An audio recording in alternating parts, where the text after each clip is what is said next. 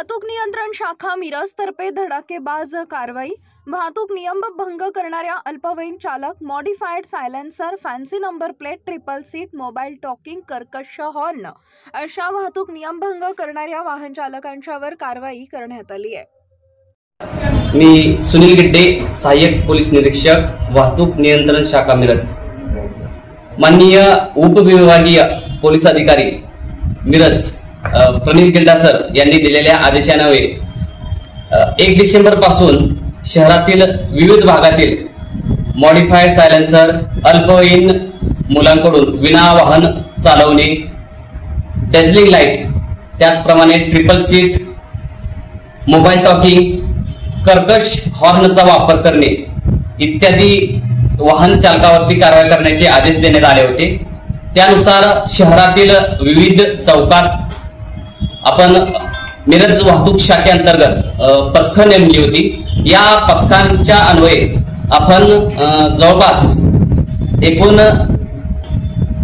डॅझलिंग light 3 कारवाया, modified सायलेन्सरच्या 25 कारवाया, fancy number प्लेटच्या एकूण 227 कारवाया, ट्रिपल सीट 139 कारवाया, मोबाईल टॉकिंग 63 कारवाया, कर्कश हॉर्नचा वापर 23 कारवाया अशा एकूण 710 कारवाया केल्या होत्या।